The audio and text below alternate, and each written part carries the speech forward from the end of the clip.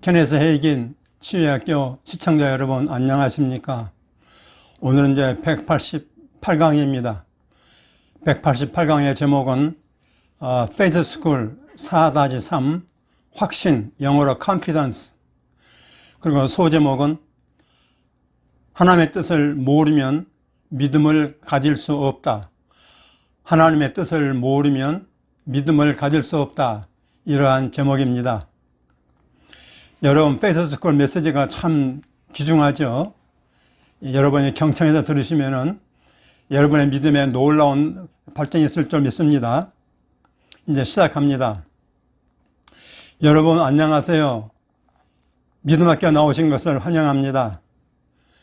믿음학교는 우리의 믿음을 먹이고 우리 영이 점점 강해지며 이기는 자가 되는 방법을 배우는 곳입니다. 그것이 하나님의 뜻입니다. 여러분이 바로 지금 어떤 일을 처리하려고 할 때 여러분이 실패하거나 패배하는 것이 하나님의 뜻이라는 것을 그런 생각을 품지 마시기 바랍니다. 결코 그렇지 않습니다. 하나님은 항상 우리를 이기게 하시는 하나님이십니다. 그는 우리 주 예수 그리스도를 말미암아 우리에게 승리를 주시는 하나님이십니다. 때로 우리는 무지로 인해서 하나님과 협력하지 않습니다. 또는 우리 자신의 잘못으로 인해 응답을 받지 못합니다. 그렇기 때문에 우리가 믿음으로 살고 행하며 이기는 자가 되는 방법을 배우기 위해 믿음학교를 하는 것입니다. 여러분을 괴롭히고 있는 구체적인 문제들을 내가 알고 있는데 오늘 그것을 이기는 방법을 배울 것입니다. 어쩌면 그것이 여러분을 수년간 괴롭혀왔을지 모르지만 전혀 문제가 되지 않습니다. 하나님은 여전히 크신 하나님이십니다. 여러분에게 닥칠 수 있는 그 어떤 것보다 더 크십니다. 여러분 안에 계신 분이 그것보다, 그 문제보다 더 크십니다. 그러므로 이 일이 잘 될 수 있습니다. 여러분이 하나님의 뜻을 알 수 있게 되자마자 믿음이 솟아오르고 기도를 할 수 있을 것입니다. 바로 지금 예수님의 이름으로 그것을 위해서 우리의 믿음을 풀어놓으십시다. 아버지여, 이 수업을 위해 우리가 전 세계 시청자들과 함께 연합하여 기름 부음과 말씀을 구합니다. 모든 것에 대해 주의 완전한 뜻을 구합니다. 어떻게 살며 어떻게 행하며 어떻게 주님을 기쁘시게 하며 어떻게 이기는가를 배우게 하옵소서. 모두에게 귀와 눈과 그것을 받을 수 있는 마음을 주시옵소서. 그것을 실천할 수 있는 방법을 알려주옵소서. 듣고 잊어버리는 자가 아니요 행하는 자가 되게 하옵소서. 예수님 이름으로 기도합니다. 아멘. 오늘도 교과서인 히브리서 11장 1절을 보겠습니다. 히브리서 11장 1절은 믿음이 무엇인가를 말해줍니다. 믿음은 바라는 것들의 실상이요 보이지 않는 것들의 증거니. 영 박사의 문자역은 이렇게 말합니다. 믿음은 바라는 것들의 확신이요 보지 못하는 것들의 확신이다. 우리는 이번 주에 이전의 강의에서 확신과 믿음과 담대함이라는 단어가 상호 교환적으로 쓰였다는 것을 배웠습니다. 동일한 헬라어가 이처럼 여러 가지로 다르게 번역이 되었습니다. 뒤로 돌아가서 히브리서 10장 35절에서 그는 이미 이 담대함, 즉 확신에 대해 말을 했습니다. 3장 14절에서는 처음부터 그 확신을 굳게 붙잡는 것에 대해 말했습니다. 이 모든 것들은 다 똑같은 것, 그 믿음에 대해 말하는 것입니다. 히브리 10장 35절 그러므로 너희 담대함, 즉 확신을 버리지 말라. 이것이 큰 상을 얻게 하느니라 했습니다. 만일 여러분이 그 담대함, 그 확신을 굳게 붙잡는다면 보상을 받을 것입니다. 36절입니다. 너에게 인내가 필요함은 너희가 하나님의 뜻을 행한 후에 약속하신 것을 받기 위함이라. 인내라는 단어는 끈질김이라는 말로 번역될 수 있습니다. 여러분은 계속 그렇게 해야 합니다. 38절입니다. 나의 의인은 믿음으로 말미암아 살리라. 또한 뒤로 물러가면 내 마음이 그를 기뻐하지 아니하리라. 자, 뒤로 물러간다는 이 말이 무슨 뜻입니까? 몇 구절 뒤로 가서 히브리 11장 6절을 봅시다. 믿음이 없이는 하나님을 기쁘시게 하지 못하나니 했습니다. 그는 똑같은 것을 말하고 있는 것입니다. 확신했다가 그 다음에는 확신하지 않는 것이죠. 담대하게 앞으로 나아가서 붙잡고 그 다음에는 낙심하여 뒤로 물러가고 뒷걸음하는 것입니다. 주님은 우리가 뒤로 물러서고 뒷걸음하기를 원하십니까? 아닙니다. 사실 그것은 주님을 불쾌하게 합니다. 당신은 사람들이 이렇게 말하는 것을 들을 것입니다. 당신이 할 일은 당신이 지금 하고 있는 모든 일을 놓아버리고 하나님께 맡기는 것이에요. 당신이 불안과 두려움과 염려 등을 내버리고 하나님을 신뢰한다는 의미에서 하나님께 맡기는 것이라면 그건 좋은 생각입니다. 그러나 많은 경우에 그런 내용이 아닙니다. 그들이 뒤로 물러나면서 모든 것을 하나님께 맡긴다는 뜻으로 그렇게 말하는 것입니다. 그게 신앙적인 것 같이 들리지만 주님이 원하시는 바가 아닙니다. 주님은 우리가 모든 것에서 손을 떼고 다 하나님께 맡기기를 원치 않습니다. 그건 하나님이 우리에게 하라고 하신 것이 아닙니다. 성경은 디모데전서 6장에서 믿음의 선한 싸움을 싸우라 영생을 취하라고 말했습니다. 놓아버리는 것과 붙잡는 것 사이에는 큰 차이가 있습니다. 맞습니까? 그 차이는 거대합니다. 많은 신자들이 그게 바로 자기가 해야 할 일이라고 생각했습니다. 아무튼 말이야, 나는 아무것도 할 수 없습니다. 그건 모두 하나님이 하신 일이지 내가 할 일 아닙니다. 라고 그들은 말합니다. 글쎄요, 그건 바르지 않습니다.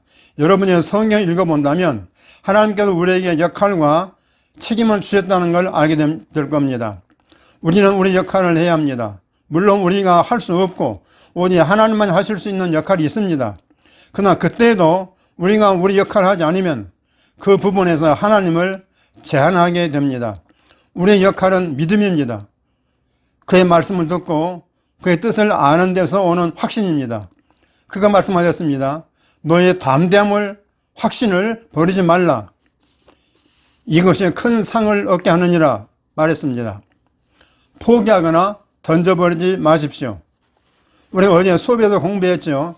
에베소서, 골로새서, 로마서에서 우리는 어리석은 자, 지혜 없는 자가 되지 말고 이 세상을 본받지 말고 하나님의 뜻을 알아야 한다고 배웠습니다. 우리는 하나님의 뜻을 발견해야 하고 알아야 하며 그 뜻 안에서 확립이 되어야 합니다. 베드로후서 3장 4절에서도 그런 사상을 보게 됩니다. 내가 이런 이야기를 계속하는 이유는 많은 크리스천들이 주님을 사랑하고 천국에 갈 선한 사람들이지만 혼동을 해서 모든 것이 하나님께 달려있고 하나님의 뜻은 알 수 없다는 그런 잘못된 가르침을 받았기 때문입니다. 아닙니다. 하나님의 뜻은 성령으로 말미암아 하나님의 말씀에 계시되어 있습니다.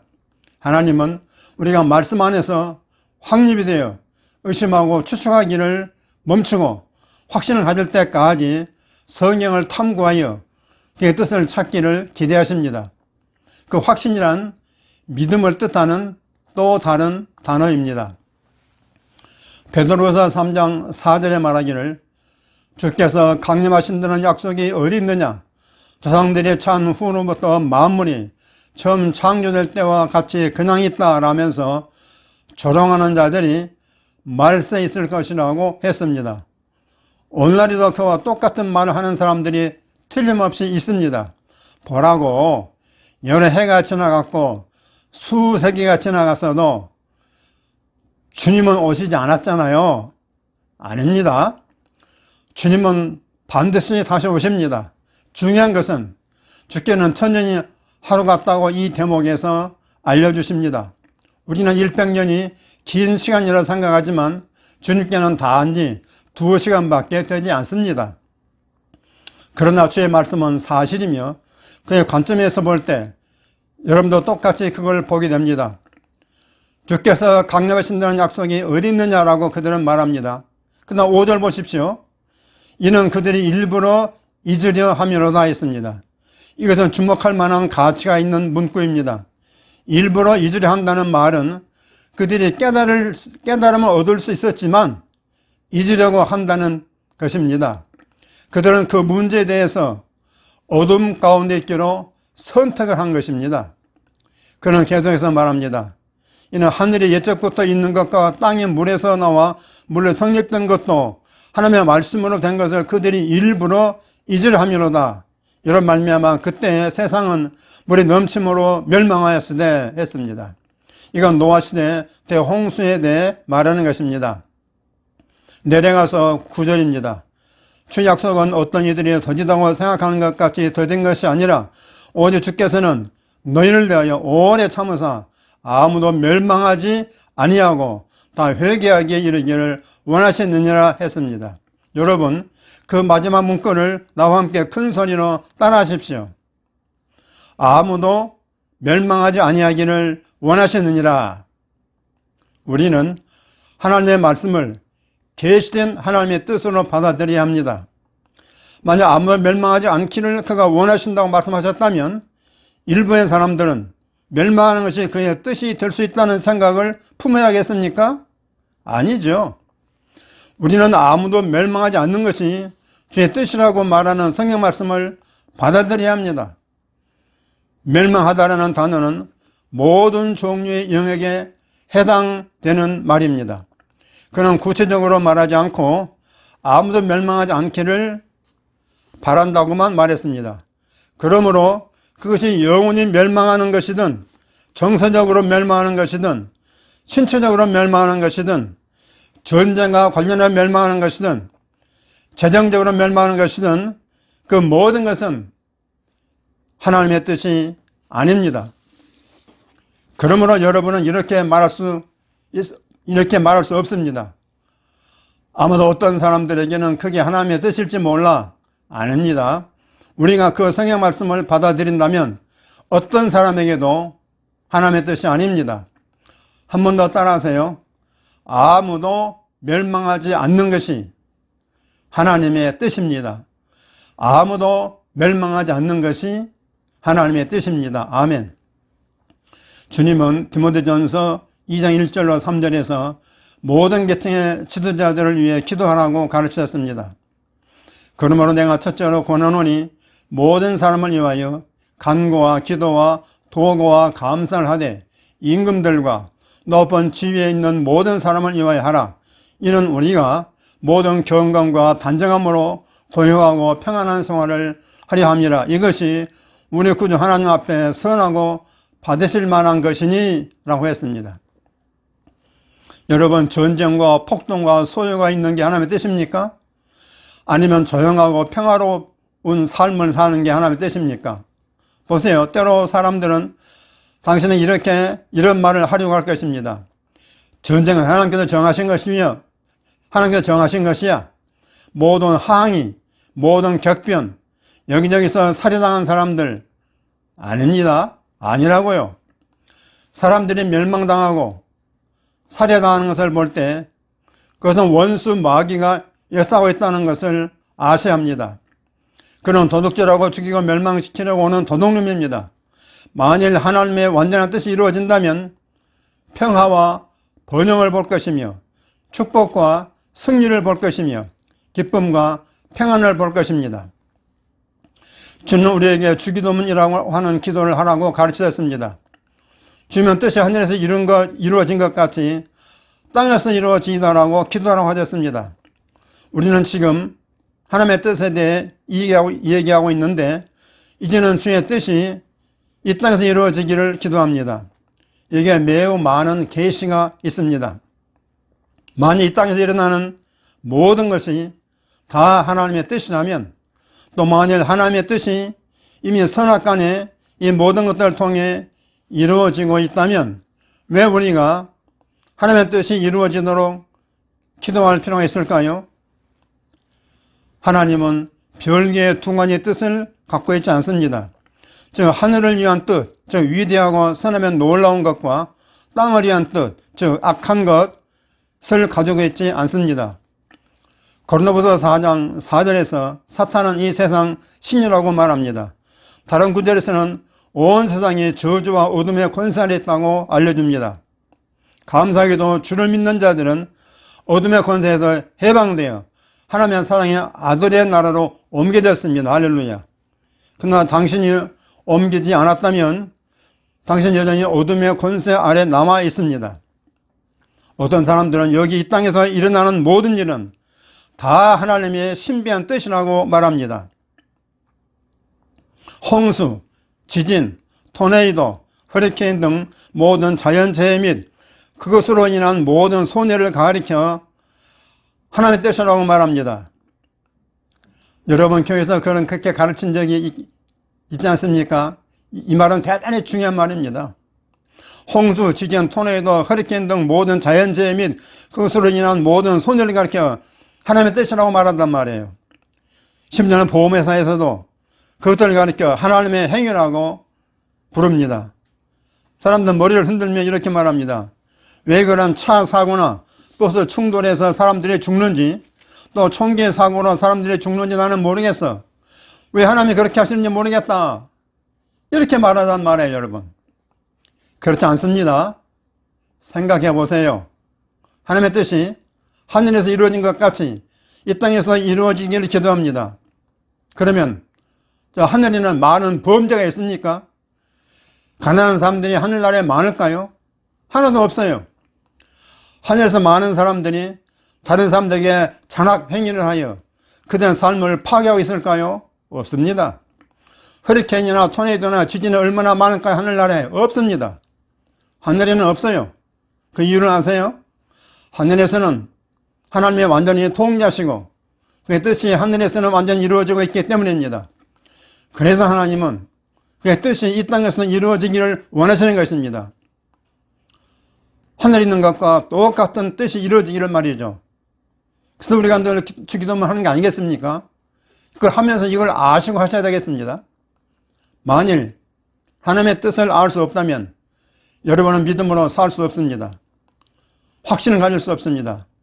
담대함을 가질 수 없습니다. 우리가 하나님의 뜻을 의심하는 한 그 영역에서 믿음을 가질 수 없습니다. 그 영역에서 하나님을 기쁘시게 할 수 없습니다. 그 영역에서 이기는 자가 될 수 없습니다. 그러나 믿음학교에 우리는 거기에 있지 않을 것입니다. 그것이 믿음 수업의 핵심입니다. 우리는 이 변덕스럽고 요동치는 세상을 따르지 않을 것입니다. 우리는 하나님의 뜻을 알 수 있다고 믿습니다. 우리는 첫째로 하나님의 말씀에서 또 우리 안에 계시는 말씀의 저자이신 성령으로부터 하나님의 뜻을 찾을 수 있습니다. 모두 큰 소리로 따라하십시오. 나는 하나님의 뜻을 알 수 있습니다. 아멘, 할렐루야. 여러분이 지난번 강의를 들었다면 에베소 5장을 보았지요. 그러면 어리석은 자가 되지 말고 오직 주의 뜻이 무엇인가 이해하라 했습니다. 또 고로새 1장 9절 모든 신령한 지혜와 총명에 하나님의 뜻을 아는 것으로 채우게 하시고 또 로마서 12장 2절입니다. 너희는 이 세대를 본받지 말고 오직 마음을 새롭게 함으로 변화를 받아 하나님의 선하시고 기뻐하시고 온전하신 뜻이 무엇인지 분별하도록 하라. 하나님의 자녀는 하나님의 뜻을 알 수 있고 또 알아야 합니다.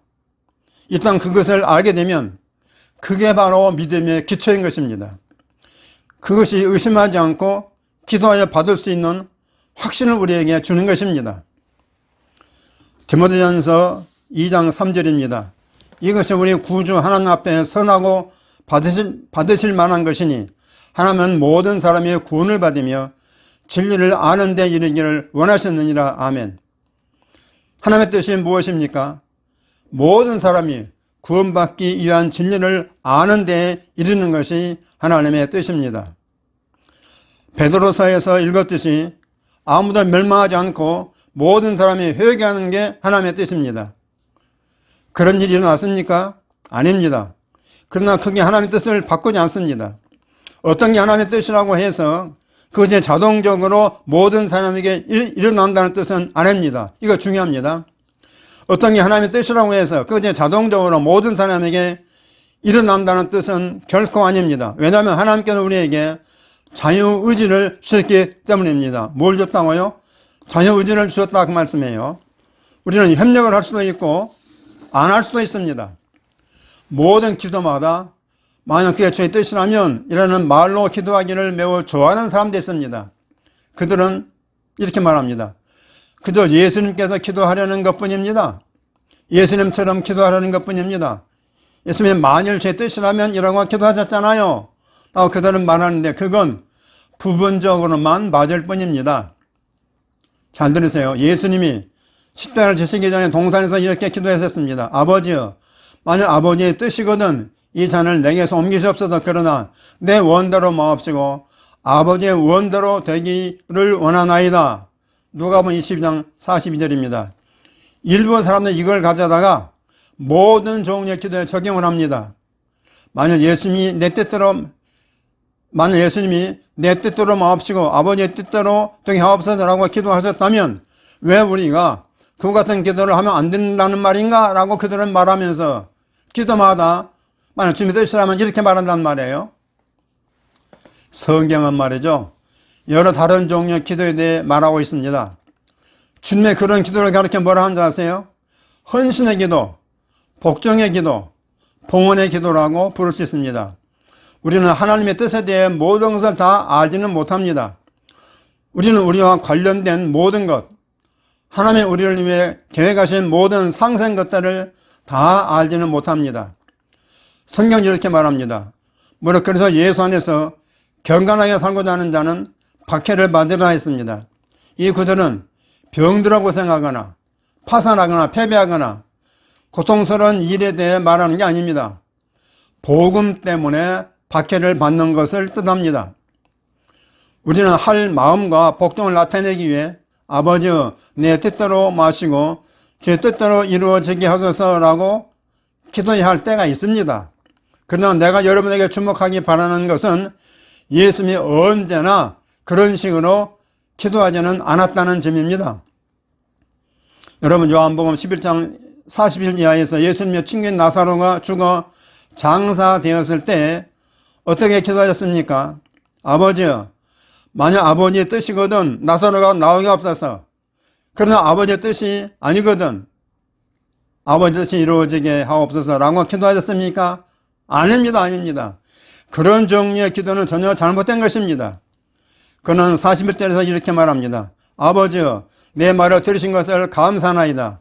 그리고 42절에서 항상 내 말을 들으시는 줄을 내가 알았나이다. 그러나 이 말씀하옵는 것은 둘러선 무리를 위함이니 아버지께서 나를 보내신 것을 그대로 믿게 하려 함이니이다. 이 말씀을 하시고 큰 소리로 나사로야 나오라 부르시니 만일 하나님의 뜻에 대해 어떤 의심이라도 있었다면 이런 일은 일어나지 않았을 것입니다. 다시 말하십시오. 나는 할 수 있습니다. 나는 알 수 있습니다. 나는 확신할 수 있습니다. 나는 믿음을 가질 수 있습니다. 나는 믿음이 강해져서 하나님께 영광을 돌립니다. 할렐루야. 오늘 시간이 다 되었군요. 다음번 믿음 학교에서 뵙겠습니다. 여러분 승리하십시오. 자, 사랑하는 성도 여러분, 시청자 여러분, 오늘 말씀 어떻게 들으셨습니까? 자, 믿음 학교의 믿음 메시지 너무나 멋지고 훌륭하지 않습니까? 한 주 한 주 이 믿음 메시지를 여러분 잘 들으시면 좋겠습니다. 그리고 댓글도 많이 달아주시고 또 치유가 필요한 분은 저에게 치유책을 주문해 주시면 감사하겠습니다. 자, 여러분 승리하십시오.